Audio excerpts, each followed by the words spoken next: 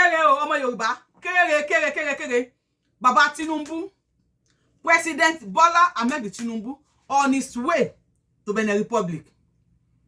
Tinubu ti gbéra báyìí on his way to Benin Republic. Kì í ṣe Tinubu nìkan o, President Bola Ahmed Tinubu àti 6 different Nigeria governors ni wọ́n jọ lọ sí Benin Republic báyìí. Baba Tinubu Benin Republic o, ẹ bá mi share fídíò yìí kó kàn wọ́n lára. Kí wọ́n tó kúrò ní Benin Republic lẹ́ni. Tó di bá kanjú ẹnu àrí dẹ̀rẹ̀dẹ̀rẹ̀. This world is a small world. A small place that might jam ara wa at any time. Baba Tinubu. Ní àkọ́kọ́ náà ká kọ́kọ́ dúpẹ́ lọ́wọ́ President Talon. President Patrice Talon. Gbogbo ọmọ Yorùbá pátá. Mo gbẹ́nu ọmọ Yorùbá sọ̀rọ̀ pé a dúpẹ́ lọ́wọ́ yín. Bonjour, mi ò gbọ́ French, ṣùgbọ́n bonjour yín. Baba Tinubu, tá bá lè máa dúpẹ́ lọ́wọ́ President Talon. Wípé kò yọ̀ǹda olóyè Sunday Adéyẹmọ Ìgbòho Òòṣà fún àwọn gàmbàrí láti gba ẹ̀mí lẹ́nu ẹ̀. Kò yọ̀ǹda Sunday Ìgbòho Òòṣà tó náà rántí pé nígbà kan òun náà sá kúrò ní àbálọ àbábọ̀ ìlú padà wá di president. Baba Tinubu ṣe rántí pé ẹ̀yin náà ti lọ SIR tẹ́yin náà ti sá lọ ńgbà kan. Àbálọ àbábọ̀ ẹ̀yin náà padà di president. Bóyá òwe Yorùbá tó ní orí tó máa dádé kò kí ń sunlé. Baba Tinubu ẹ fi òkú ẹyọ kan kẹ́ ẹ fi pa eku méjì. A mọ̀ wípé nǹkan tẹ́ ẹ bá lọ ẹ lọ láti celebrate pẹ̀lú President Talon ni. Wọ́n gba independent wọn kó lọ́wọ́ France ní August 1st 1960. Wọ́n fẹ́ celebrate his 63rd birthday. President Talon ó dùn mí pé mi ò gbọ́ French. Thank you. Thank you many more years to your country. Ní rogun nílùú yín. Thank you because you stood by us. You stood by all the Yoruba people. Baba Tinubu, ẹ jẹ́ kí n jẹ́ kó yé yín. Ẹ má joyè adánlé má dánìta o. Ẹ sì má joyè adáǹta má dánlé. Gbogbo ayé wo ni president Nigeria. Ẹ jẹ́ kí sáré rán yín létí. 70% àwọn tí wọ́n wà ní Benin Republic ni wọ́n mọ̀ pé ẹ̀yin ni president Nigeria. 80% so mo fi 10% kún ni wọ́n mọ̀ pé olóyè Sunday Adéyẹmọ Ìgbòho Òòṣà ó wà nínú Benin Republic. 70% again ni wọ́n mọ̀ pé Sunday Adisa kò ṣẹ̀. Ẹ má pa ìran mi ló ń jà fún. And most of them will watch you today. Kó má bá yín mú sí pé adáǹta mọ̀dánlé ni. Gbogbo nǹkan tó bá nǹkan ṣe níbẹ̀ yẹn lé ní. Àtẹ̀yìn àtàwọn governors tí ẹjọ́ lọ síbẹ̀. Ẹ bá rí kọ́ síbẹ̀, we want freedom, freedom, freedom. Freedom for Májàsọ́lá Ìgbòho Òòṣà. Freedom for him. Ẹ bá wa kọ sí comment section. Ẹ tẹ́ bá gbọ́ French, ẹ bá mi fi French kọ síbẹ̀. Ẹ fi French kọ pé freedom for Májàsọ́lá Ìgbòho Òòṣà. Freedom for him. Freedom. Ẹ bá wa kọ, ẹ bá wa kọ síbẹ̀, ẹ bá wa pín. Ẹ bá wa pín ní fídíò yóò ṣe ògùn, ẹ bá wa pín kò sẹ́jọ́ ńlẹ̀. Ẹ bá wa pín kó kan Baba Tinubu lára kó tó kúrò ní Benin Republic. Bóyá kùnú náà ń jẹ àbí kí náà ń jẹ lọ́wọ́. Kó tó jẹ tán, kó tẹ̀ kàn wọ́n lára nísinsìnyí ẹ bá wa share fún wọn. Ó kàn wọ́n lára kó follow Sunday Igboho lẹ̀. We want freedom for him. Àwọn governor tí wọ́n tẹ̀lé wọn lọ ni àwọn governor Dàpọ̀ Abíọ́dún eléyìí of Ogun State, governor Babájídé Sanwó-Olú eléyìí of Lagos State, governor Ṣèyí Mákindé eléyìí of Ọ̀yọ́ State, governor Abdulrahman Abdulrasaq eléyìí of Kwara State, governor Kebbi Nasir Idris eléyìí of Kebbi State, and Niger Mohammed Umar Bango. Gbogbo wọn náà ń tẹ̀lé yín lọ. Baba Tinubu, mo wá fẹ́ sọ kíní kan fún yín. Ní Benin Republic tẹ́ ń wò yẹn, 70% tó wà ńbẹ̀ ni wọ́n gbọ́ Yorùbá lẹ́nu. Tí wọ́n ń sọ Yorùbá, wọ́n lè máa sọ Faransé, but àwọn tó ń sọ Yorùbá ló pọ̀ jù ńbẹ̀. Ọmọ Yorùbá pọ̀ ní Benin Republic. Wọ́n jẹ́ ọba Yorùbá ní Benin Republic. Wọ́n sọ èdè Yorùbá ní Benin Republic. Baba Tinubu, àwọn ọmọ Yorùbá tó wà ńbẹ̀, wọ́n mọ̀ wípé ọmọ wa ni ẹjọ́ ṣe ló wà ńbẹ̀. Wọ́n mọ̀ pé ọmọ Yorùbá ni. Wọ́n mọ̀ pé èdè Yorùbá lẹ̀ ń sọ lẹ́nu. Wọ́n mọ̀ pé èdè Yorùbá ni Sunday Igboho ń sọ lẹ́nu. Governor Ṣèyí Mákindé, wọ́n mọ̀ pé ìlú ẹ̀ l'Ọ́yọ́ State ni Sunday Igboho ti wá, Ìbàdàn mọ́yọ̀. Báwo ló ṣe máa rí lára yín tí ẹ ò bá lè pawọ́ pọ̀ kẹ́ fi òkú ẹyọ kan kẹ́ fi pa ẹyẹ méjì. Pátì tẹ́ lọ yẹn kẹ́ sọ̀rọ̀ lórí Sunday Igboho. Kí Baba Tinubu, tó kẹ́ Baba Tinubu, dọ́pẹ́ Nigeria government ló mú olóyè dání kí ẹgbẹ́ embargo kúrò lórí ẹ̀.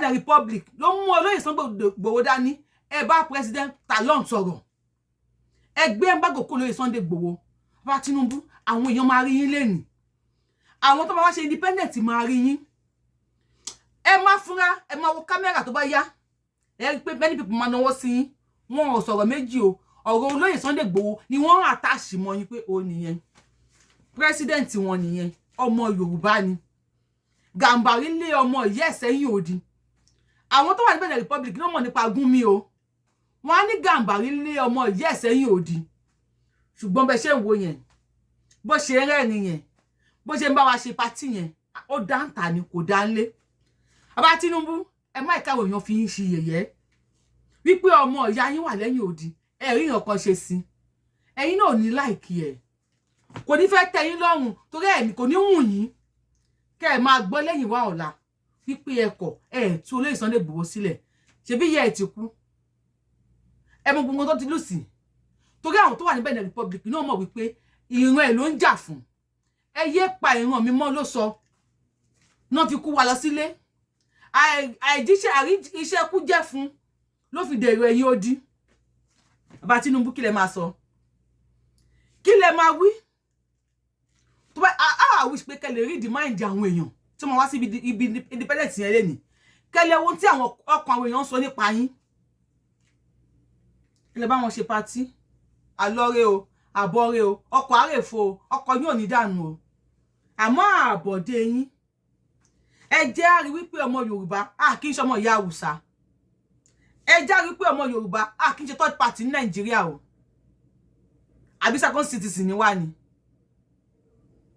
àbọ̀lẹ̀ yẹn jà fún nǹkan míì ni ṣó gba ìyá ọba ni no ṣó yan ìyàwó òjòyè lálẹ́ ìyàwó politician mélòó ló bá sùn torí ìjà abẹnú máa ní kò kí n tán kò dẹ̀ sí ìjà abẹnú tó wà nílẹ̀ yìí nísìn kí ni ò ní tán fún kí ni ò ní jó wálé fún torí tí ò bá dìde ń gbà yẹn ni mi ì sọ pé nǹkan máa di president Nàìjíríà torí wọ́n ti pa gbogbo ọmọ Yorùbá tán ìwọ̀nba àwọn tó ń dìbò fún yín yẹn mi ì sọ pé máa dìbò fún yín bóun ò dẹ̀ dìde tí pípa yẹn bá pọ̀ tí wọ́n ń pa ọba àbẹ́gbẹ́ pé wọ́n pọ̀ bá fọ́n ẹ bá mi share fídíò yìí kí bá Tinubu kó tó kúrò ní Benin Republic kó kùn wọn lára ẹ gbọ́ pé wọ́n pọ̀ bá fọ́n àìmọye bá tí wọ́n ti pa àìmọye olóṣèlú tí wọ́n ti gbé wọ́n gbé chairman APC ń jọ̀wọ́ just of recent Sunday Igboho bá dìde tí pípa yẹn bá pọ̀ àwọn ọkùnrin míì náà máa dìde one way or the other ìyókù máa dìde ẹ dẹ̀ máa gbára wá sílẹ̀ so why tẹ́ máa mú dání why tó gbọ́dọ̀ wálé kí ló ṣe kí ni tó kù tẹ́ fẹ́ bá Tinubu Sunday Igboho ò ṣe o gbogbo tá bá ń ṣe ẹ bá wa bẹ̀rù Ọlọ́run this is the right time to lift the embargo on olóyè Sunday Igboho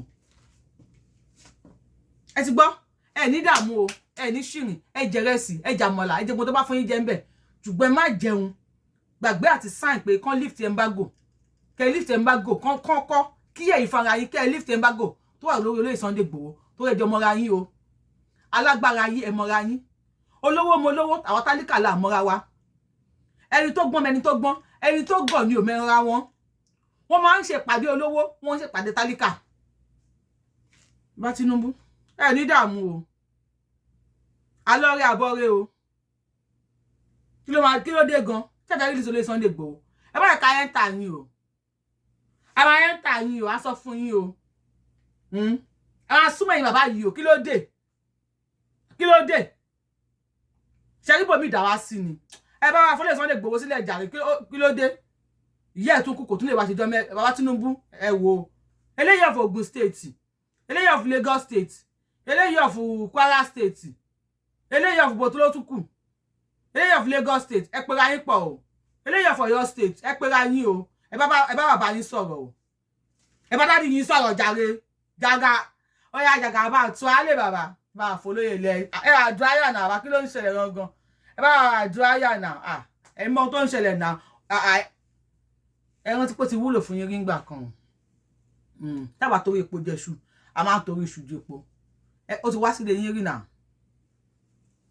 àyàn kan sọ́sítà yọ pé wá sílé yín náà kí ló pé orúkọ tiẹ̀ ó wá ló wá sílé yín náà tó bá wúlò fún yín ẹ ní ìpínlẹ̀ ẹ̀yọ̀kan ṣáà ló fún yín nọ́mbà àbẹ́yìn ọ̀kan ló fún òun náà nọ́mbà tí ẹ bá ṣe bẹ́ẹ̀ náà òjòjú ṣàṣọ́njọ́ wò kálá mọ́lẹ̀ òjòjú sọ́njọ́ pé wá sílé yín náà àbájára bá ẹ má ṣe ẹ bá mi share fídíò kó tó kó pàtí yẹn tó máa ń jẹ̀rẹ̀ sí lọ́wọ́ kó kàn wọ́n bẹ̀ àyàrá bá ẹ ó yá ṣètò alẹ́ bàbá ó yá ẹ bá ṣọlẹ̀ Sunday Igboho sílẹ̀ ṣe àwa ti wà ń bí ẹni ká má wà lé àwa kan wà ń gbì Yorùbáwùyí ló kọ mi Yorùbáwùyí lèmi ń jẹ́ the one and only Akálólé of Yorùbá nation àwọn agbára wa freedom for olóyè Májàsọ́lá Ìgbòho ṣá ẹ bá mi kọ síbẹ̀ freedom we want freedom for olóyè Sunday Igboho freedom for him we want freedom.